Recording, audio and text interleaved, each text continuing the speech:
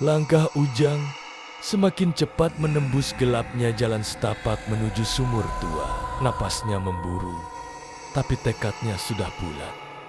Dari kejauhan, suara tangisan bayi masih terdengar. Bukan satu, banyak. Dan itu membuat bulu kuduknya berdiri. Saat Ujang tiba di area sumur, suasana terasa jauh lebih mencekam dibanding sebelumnya. Kabut tipis mulai turun, pepohonan, bambu, diam, tak bergerak sama sekali. Dan lagi-lagi sunyi, terlalu sunyi. Namun kali ini Ujang tidak berhenti.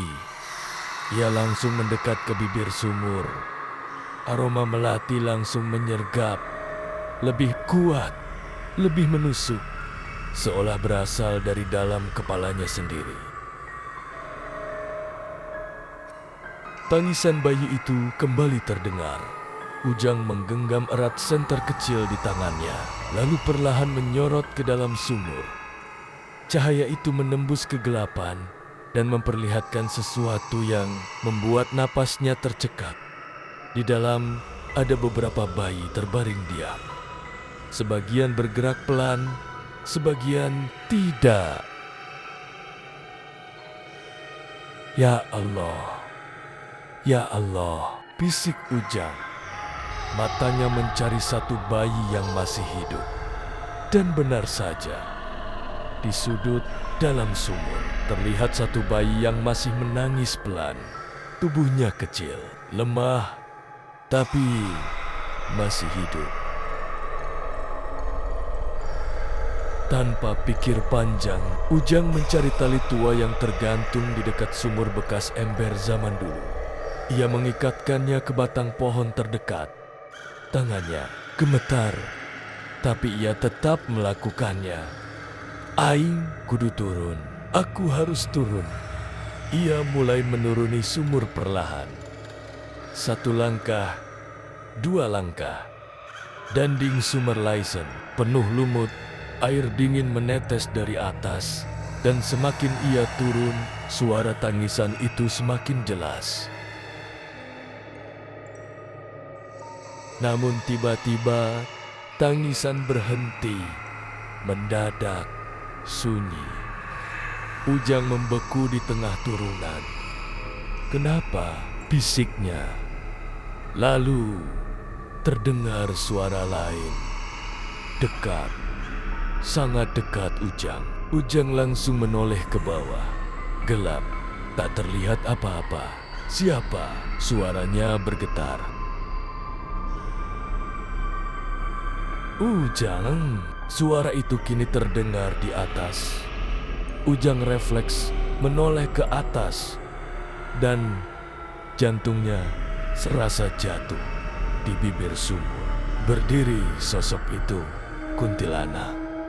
Rambut panjangnya menjuntai ke bawah, hampir menyentuh wajah Ujang. Ia tersenyum. Matanya menatap lurus ke arah Ujang. Kamu datang lagi. Suaranya lembut, terlalu lembut untuk sesuatu yang mengerikan. Ujang menelan ludah. Tangannya mencengkeram tali kuat-kuat. Kembalikan bayi itu, kata Ujang, mencoba berani. Makhluk itu tertawa kecil. Lalu perlahan ia memanjat turun. Dengan cara yang tidak wajar, tangannya dan kakinya menempel di dinding sumur seperti laba-laba. Cepat, tidak bersuara.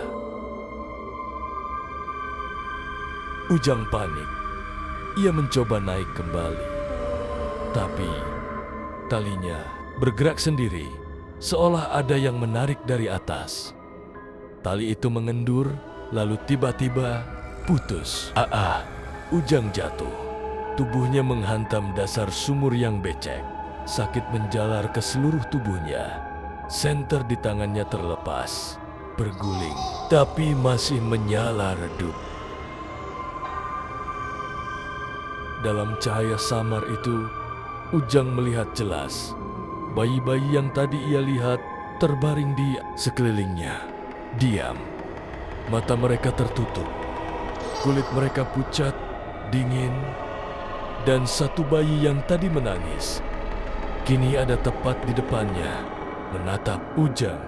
Pelan, bayi itu tersenyum.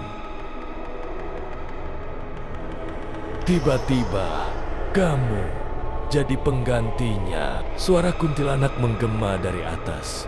Ujang mendongak dan melihat sosok itu jatuh, meluncur cepat ke arahnya dari atas sumur. Rambutnya terurai liar, mulutnya terbuka lebar, matanya hitam pekat.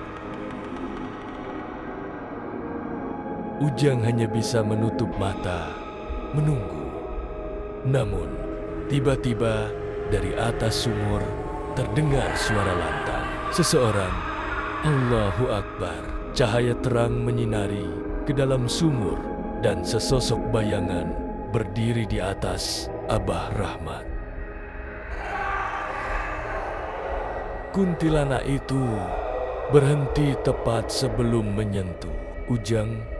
Tubuhnya bergetar, seperti terbakar sesuatu yang tak terlihat. Ia menjerit, melengking, tinggi, dan mundur perlahan ke sudut gelap sumur. Ujang terengah-engah, masih hidup, namun belum selamat.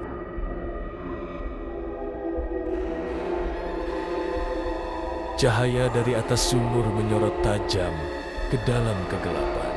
Sosok kuntilanak itu mundur. Tubuhnya bergetar hebat, seperti terbakar oleh sesuatu yang tak kasat mata. Jeritannya melengking, menusuk telinga. Ujang menutup telinga, wajahnya meringis kesakitan. Di atas, Abah Rahmat berdiri dengan sorot mata tajam. Di tangannya tergenggam tasbih tua dan seikat daun yang dibakar, mengeluarkan asap tipis yang beraroma tajam bercampur dengan bau melati yang kini berubah menjadi busuk. Jangan takut, teriak Abah. Baca apa yang kamu ingat. Ujang gemetar. Pikirannya kacau. Namun dalam keadaan terdesak, ia mulai berkomat-kamit membaca doa sebisanya. Suaranya kecil, terbata, tapi cukup. Makhluk itu menggeliat di sudut sumur. Rambutnya bergerak sendiri. Matanya menatap Ujang penuh kebencian. Dia bukan anakku. Suaranya berubah. Tidak lagi lembut, kini penuh amarah. Abah Rahmat mulai melantunkan doa dengan suara keras dari atas sumur. Setiap katanya menggema, seolah memenuhi ruang sempit itu. Asap dari daun yang dibakarnya turun perlahan, menyelimuti dasar sumur. Begitu asap itu menyentuh tubuh kuntilanak, ia menjerit lagi, lebih keras, lebih menyayat. Ujang merangkak perlahan ke arah bayi yang masih hidup. Tangannya gemetar saat mengangkat bayi itu. Dingin, tapi masih bernapas. Tenang, bisiknya pelan. Namun saat ia hendak berdiri, tiba-tiba tangan panjang muncul dari belakang dan mencengkeram kakinya. Ujang jatuh, tersungkur. Bayi itu hampir terlepas dari pelukannya. Ia menoleh dan melihat wajah kuntilanak itu sudah sangat dekat. Rambutnya tersibak, seluruhnya wajahnya kini terlihat jelas hancur, seperti penuh luka lama. Matanya meneteskan cairan hitam. Berikan bayinya. Ujang menggeleng kuat. Ini bukan anakmu. Makhluk itu menjerit marah. Cengkeramannya semakin kuat. Kuku hitamnya mulai melukai kulit Ujang. Di atas, Abah Rahmat melihat itu. "Jang, lempar bayinya ke atas!" teriaknya. Ujang terkejut. Tapi cepat, tanpa pikir panjang, Ujang mengumpulkan sisa tenaga. Ia berdiri setengah, lalu melempar bayi itu ke atas. Abah Rahmat dengan sigap menangkapnya. Tangisan bayi kembali, pecah, hidup, selamat.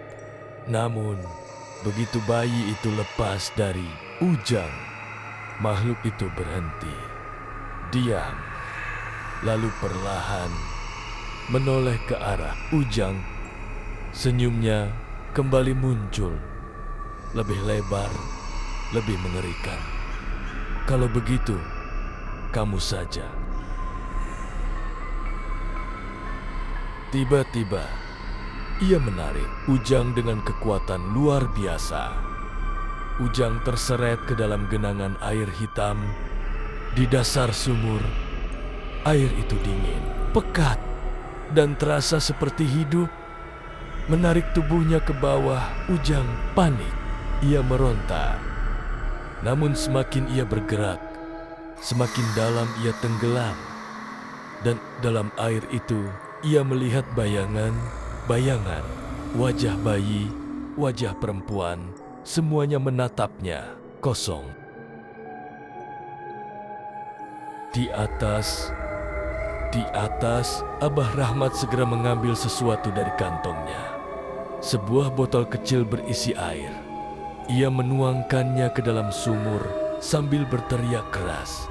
Dengan izin yang maha kuasa, kembali kau ke tempatmu. Air itu jatuh, menyentuh permukaan sumur. Dan seketika, cahaya terang meledak dari dalam. Makhluk itu menjerit histeris. Cengkeramannya pada Ujang melemah. Air hitam mulai bergejolak hebat. Seperti mendidih, Ujang menggunakan kesempatan itu. Ia meraih sisa akar di dinding sumur dan memanjat. Satu tarikan, dua tarikan, dengan sisa tenaga, ia berhasil naik. Saat tubuhnya hampir sampai ke atas, tangan kuntilanak itu kembali muncul dari bawah, mencoba meraih. Namun, Abah Rahmat langsung menarik Ujang keluar. Begitu Ujang terangkat, tiba-tiba suara ledakan dari dalam sumur. Tanah di sekitarnya bergetar dan sumur itu retak. Aroma melati menghilang, digantikan bau tanah basah yang biasa. Sunyi. Kembali, Ujang terbaring di tanah.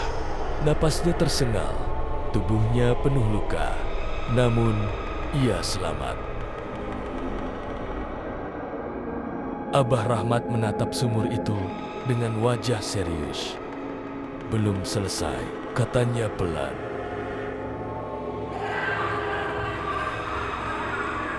Malam kembali hening setelah ledakan dari dalam sumur. Suasana desa berubah menjadi mencekam. Warga yang tadi berkumpul kini hanya bisa berdiri jauh, tak berani mendekat. Ujang masih terbaring lemah di tanah. Tubuhnya penuh luka dan lumpur. Napasnya berat, tapi matanya tetap terbuka menatap sumur tua itu. Sumur itu kini retak di beberapa bagian. Air hitam di dalamnya tidak terlihat lagi. Hanya gelap, kosong, atau setidaknya terlihat kosong. Abah Rahmat berdiri di depan sumur dengan wajah tegang. Di tangannya masih tergenggam tasbih. Ini belum benar-benar berakhir, katanya pelan. Ujang menoleh lemah. Maksud Abah? Abah tidak langsung menjawab. Ia mengambil segenggam tanah, lalu menaburkannya ke arah sumur. Selama jasadnya tidak ditemukan, selama itu juga arwahnya tidak akan tenang. Angin malam berhembus pelan. Namun kali ini tidak ada aroma melati. Bayi yang tadi diselamatkan kini sudah kembali ke pelukan ibunya. Tangisnya perlahan mereda, meski wajah sang ibu masih dipenuhi ketakutan. Warga mulai berani mendekat. Beberapa di antara mereka membawa alat. Seadanya, sumur ini harus ditutup, kata seseorang. Sekarang juga, dengan gotong royong, warga mulai menimbun sumur tua itu menggunakan tanah, batu, dan kayu. Mereka bekerja dalam diam. Tak ada yang berani bercanda. Tak ada yang berani lengah. Ujang, meski masih lemah, memaksakan diri duduk. Ia menatap satu persatu warga yang bekerja. Untuk pertama kalinya, ia menyadari sesuatu, bahwa tidak semua hal bisa dijelaskan dengan logika. Dan tidak semua larangan orang tua adalah mitos. Saat hampir selesai, tiba-tiba angin berhembus kencang. Lampu-lampu minyak padam satu persatu. Warga panik. "Kenapa lagi ini?" teriak seseorang. Tanah yang sudah menutup setengah sumur tiba-tiba bergetar. Perlahan, retakan kembali muncul. Ujang langsung berdiri. Abah Rahmat menatap sumur itu dengan wajah serius. Lalu pelan, ia berkata, "Dia belum pergi."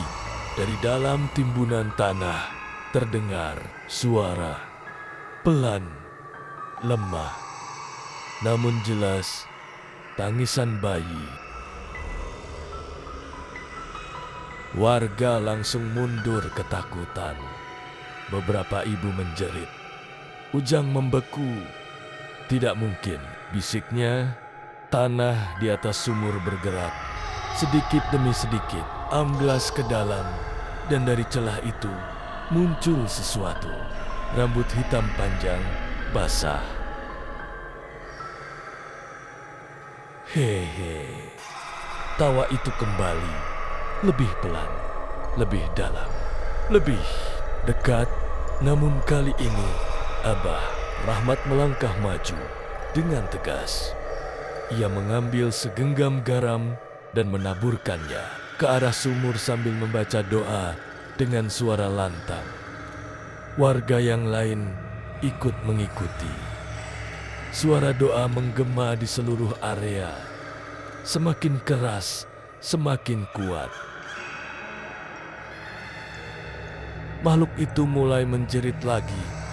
Namun berbeda dari sebelumnya, jeritannya kini melemah, tubuhnya perlahan masuk kembali ke dalam tanah. Rambutnya menghilang sedikit demi sedikit. Tangisan bayi pun perlahan mereda.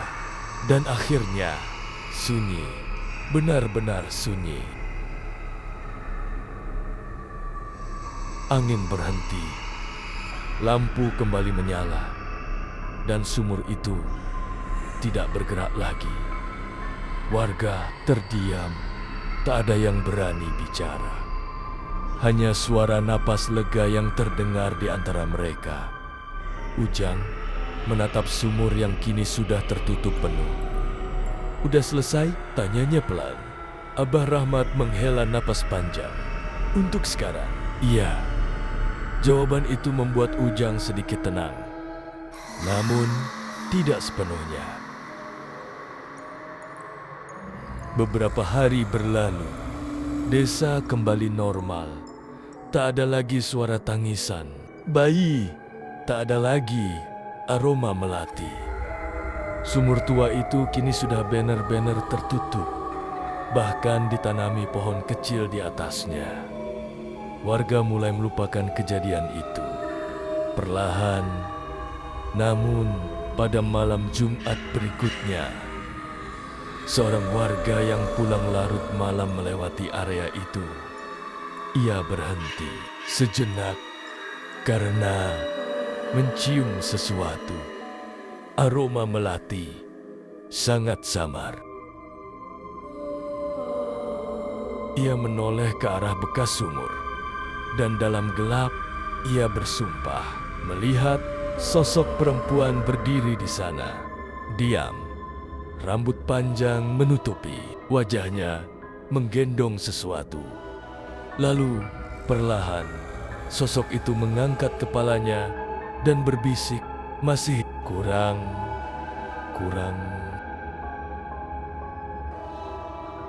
Sejak malam itu, tak ada lagi yang berani melewati tempat itu sendirian. Terutama saat malam Jumat tiba.